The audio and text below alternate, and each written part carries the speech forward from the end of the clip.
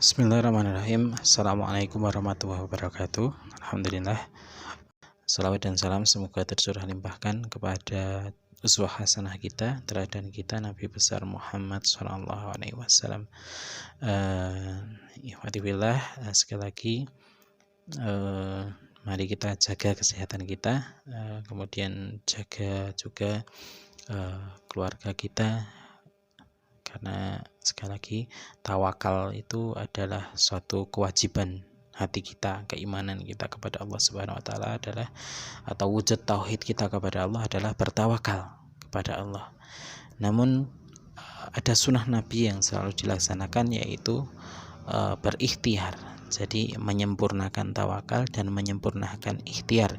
Inilah yang kemudian diajarkan oleh Nabi kita Nabi Muhammad SAW untuk menyempurnakan keduanya. Hati kita benar-benar tawakal kepada Allah Subhanahu wa taala, namun kita juga melaksanakan ikhtiar yang terbaik, ya. Sama seperti seekor burung, ya. Seekor burung yang dalam hadis dikatakan burung yang terbang pergi di pagi hari dengan hatinya bertawakal bahwa pemberi rezekinya adalah Allah Subhanahu wa taala, kemudian dia terbang dan pada sore harinya dia kembali dengan perut kenyang dan membawa makanan untuk anak-anaknya. Itulah tawakal kepada Allah. Jadi bukan hanya menggantungkan hati kita, bukan hanya berdoa saja, tapi kemudian kita sunnah Rasulullah adalah membuat sebab-sebabnya. Rasulullah adalah orang yang paling tahu atau paling meyakini takdir, ya. Paling meyakini takdir. Misalnya ketika beliau berangkat berjihad, maka tawakal, orang yang paling bertawakal kepada Allah adalah Rasulullah.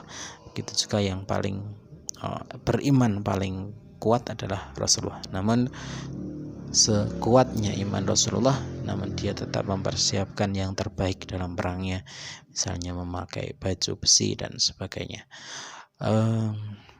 Semoga Allah mudahkan, kemudian semoga Allah juga segera mengangkat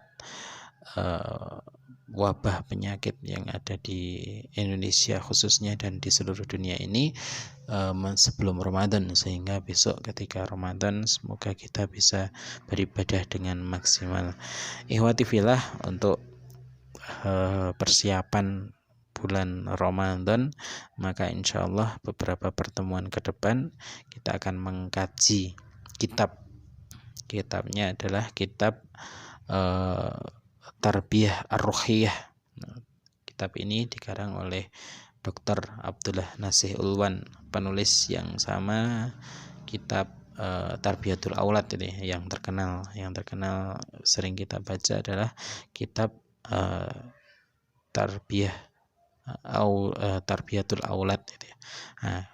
Tapi untuk kali ini kita akan mengkaji salah satu kutip beliau atau kitab kecil beliau yang berjudul judul aslinya adalah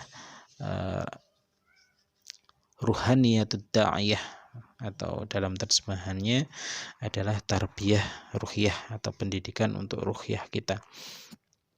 Ikhwati fillah rahimakumullah, bahwa iman, keikhlasan, kesabaran dan optimisme adalah sifat yang fundamental dalam mencetak jiwa seorang dai dalam persiapannya untuk membekali diri dengan bekal dakwah.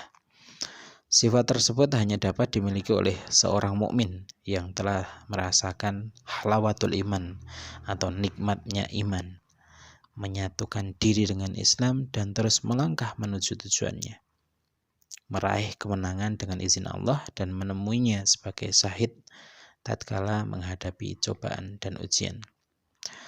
Setelah memahami itu semua, penulis mengajak kita semua untuk terus melangkah mengikuti perjalanan dakwah ini. Kini kita menuju sebuah terminal di mana kita bisa menghirup nafas keimanan dan menambah bekal ketakwaan. Di sana jiwa kita akan memantulkan pancaran rohani. Kita akan menjadi seorang yang soleh, seorang insan yang penuh keikhlasan.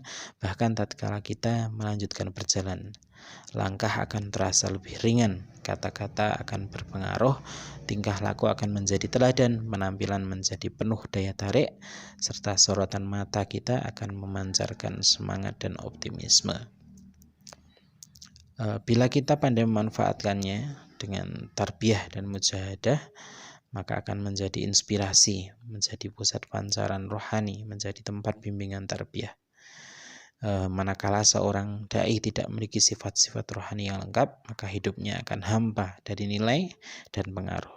Ia akan terperangkap dalam sifat ujub, nifak, dan riya, terjerumus ke dalam lumpur kebanggaan, kesombongan, dan egoisme. Ia akan berdakwah untuk dirinya, bukan untuk Allah. Jadi seorang dai ketika rohiyahnya sudah kosong, maka dia akan berdakwah bukan untuk Allah Subhanahu wa taala, tapi untuk popularitas dirinya. Akan membangun kejayaan bagi dirinya, bukan untuk Islam. Ia akan bekerja untuk kebahagiaan di dunia dan bukan untuk kehidupan di akhirat. Dari sinilah timbullah penyimpangan, keruntuhan, dan kehancuran.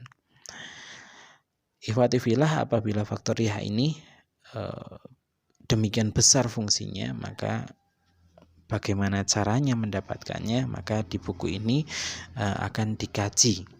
Itulah di antara pertanyaan yang kemudian mungkin sering terngiang atau terngiang-ngiang di pikiran kita. Bagaimana untuk menjadikan ruhiyah kita itu subur gitu ya. Nah, itulah yang kemudian akan dikaji dalam buku ini. Bab pertama dalam buku ini adalah jalan untuk memperoleh ketinggian ruhiyah. Al-Quranul Karim dengan pandangannya yang integral tentang alam kehidupan dan manusia telah memberi gambaran yang gamblang kepada kita tentang metode praktis dalam mempersiapkan rohani seorang manusia, membentuk keimanan dan mentarbiyah jiwanya.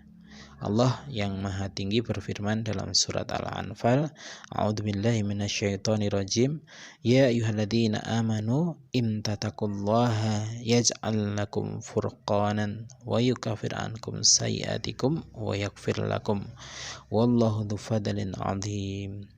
Di surat Al-Anfal ini ayat ke-29 Allah berfirman, wahai orang-orang yang beriman, jika kamu bertakwa kepada Allah, niscaya Dia akan memberikan kepadamu furqan dan menghapuskan segala kesalahan-kesalahanmu dan mengampuni dosa-dosamu.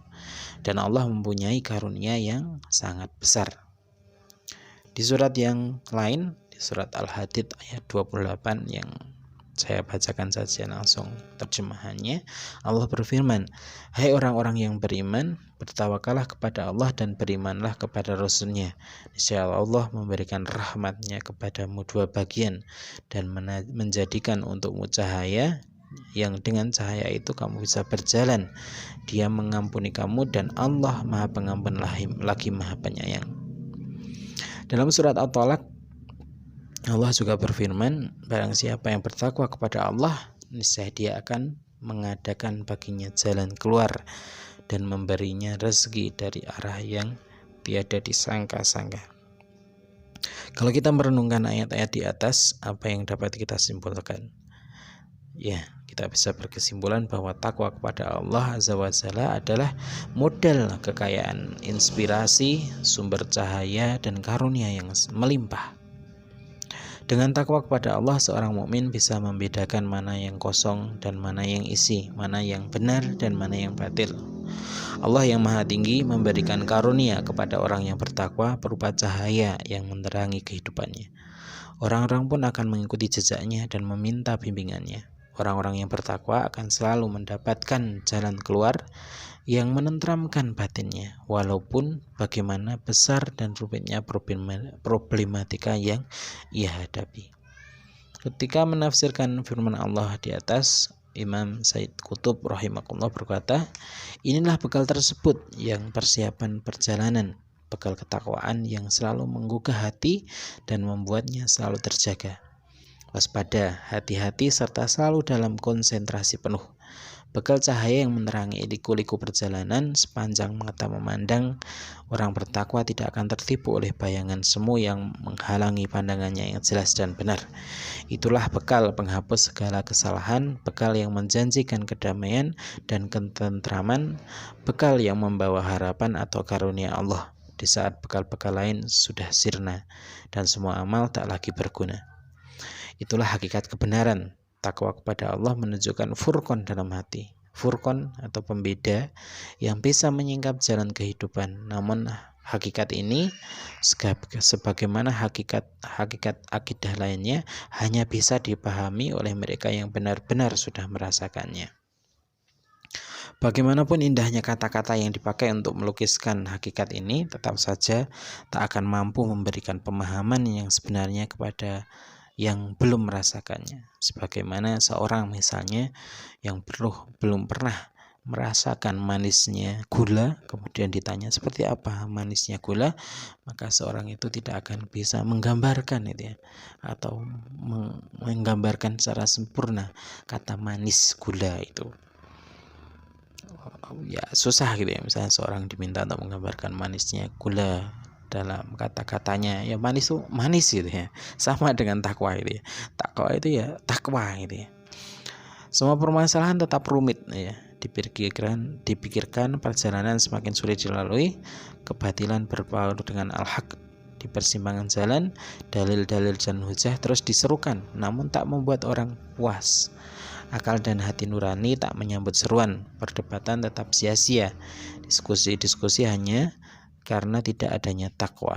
Sebaliknya dengan takwa, pikiran menjadi tenang, al-haq tampak jelas mana yang benar dan mana yang batil. Jalan lurus terbentang lebar, hati terasa tentram, batin begitu damai, dan kaki terpancang teguh dalam menapaki perjalanannya. Karena hatinya merasa yakin Allah akan menunjukkan jalan-jalan keluar dari setiap permasalahannya. Sungguhnya fitrah manusia tak memungkiri adanya al-haq, namun hawa nafsu menjadi penghalang di antara keduanya. Hawa nafsulah yang menebar kesuraman, menghalangi penglihatan dan mengaburkan arah tujuan. Hawa nafsu tidak bisa disingkirkan dengan dalil-dalil. Dia hanya bisa disingkirkan dengan takwa. Dia hanya bisa dienyahkan dengan rasa takut kepada Allah dan terus-menerus muraqabah terhadapnya, baik dalam keadaan sembunyi dan terang-terangan. Disinilah letak furqan yang memerangi wawasan, menghilangkan keraguan, dan menyingkap jalan kehidupan. Apabila takwa punya fungsi yang begitu penting, maka apa sih takwa itu ya? Atau hakikatnya takwa itu apa? Takwa itu lahir sebagai konsekuensi logis dari keimanan yang kokoh, keimanan yang selalu dipupuk dengan muraqabatullah, merasa takut terhadap murka dan azabnya, dan selalu berharap limpahan karunia-Nya dan magfirahnya. Atau sebagaimana didefinisikan oleh para ulama, takwa adalah hendaklah Allah tidak melihat kamu berada dalam larangan-larangannya dan tidak kehilangan kamu dalam perintah-perintahnya. Gitu ya. Seorang ulama menggambarkan takwa itu adalah Allah tidak melihat kita itu dalam larangan-larangannya, dan kita tidak kehilangan dari perintah-perintah yang Allah perintahkan kepada kita. Sebagian ulama yang lain mendefinisikan takwa dengan mencegah diri dari azab Allah dengan membuat amal soleh dan takut kepadanya dikala sepi atau terang-terangan. Perhatian Al-Quran terhadap sifat takwa begitu besar, perintah dan sokongan untuk melaksanakannya pun banyak kita temukan dalam ayat-ayatnya. Bahkan bila kita baca Al-Quran, hampir di setiap halaman pasti kita temukan kalimat takwa. Para sahabat dan salafus soleh memahami betul tuntunan Al-Quran, mempunyai perhatian besar terhadap takwa ini. Mereka terus mencari hakikatnya, saling bertanya satu sama lain, dan berusaha untuk mendapatkannya dalam hatinya.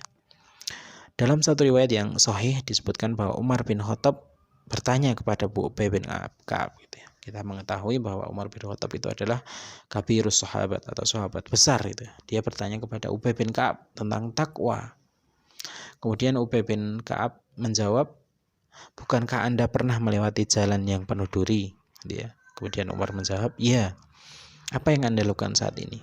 Saya bersiap-siap berjalan dengan hati-hati. Itulah takwa gitu ya.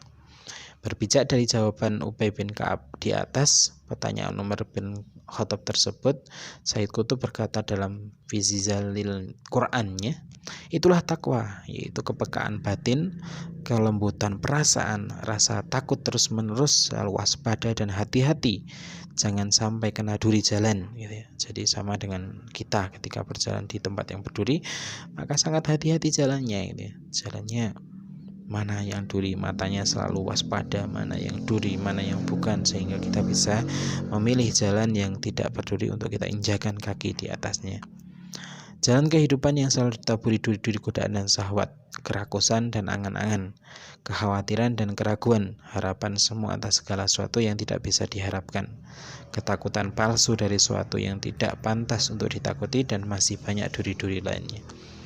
Cukuplah kiranya keutamaan dan pengaruh takwa merupakan sumber segala kebaikan di masyarakat sebagai satu-satunya cara untuk mencegah kerusakan, kejahatan, perbuatan dosa. Bahkan takwa merupakan pilar utama dalam pembinaan jiwa dan akhlak seorang dalam rangka menghadapi fenomena kehidupan, agar kita bisa membedakan mana yang baik dan mana yang buruk, dan agar kita bisa bersabar atas segala ujian dan cobaan. Itulah hakikat ketakwaan, itulah pengaruhnya yang sangat menentukan dalam pembentukan pribadi dan jiwa seseorang mukmin. Itulah ikhwati fillah, mungkin bab pertama yang kita bacakan dari buku Tarbiyah Ruhiyah karya Dr. Abdullah Nasir Alwan. Insyaallah pekan depan kita akan melanjutkan, yaitu jalan untuk mencapai sifat ketakwaan ini. Demikian mungkin dari saya. Marilah kita selalu untuk menyubur rasa takwa kita kepada Allah Subhanahu wa taala, berhati-hati dalam langkah kita ini ya. Setiap kita mau melangkah, lihat dulu jalan kita apakah sesuai dengan syariat atau itu melanggar syariat gitu ya. Itulah ketakwaan, sama seperti seorang yang berjalan di jalan yang penuh duri, maka dia akan mengamati, benar-benar mengamati dengan seksama mana jalan yang selamat untuk dia tempuh dan mana jalan yang menyakitinya. Kemudian dia memilih jalan di mana tidak ada duri untuk dilangkahkan kakinya. Demikian mungkin dari saya. Jika ada kurangan, datangnya dari saya dan dari kebodohan diri saya, dan jika ada kebenaran, datangnya dari Allah dan Rasulnya. Wallahu a'lam bishawab. Subhanakallahumma wa bihamdika asyhadu an la ilaha illa anta astaghfiruka wa atubu ilaik. Wassalamualaikum warahmatullahi wabarakatuh.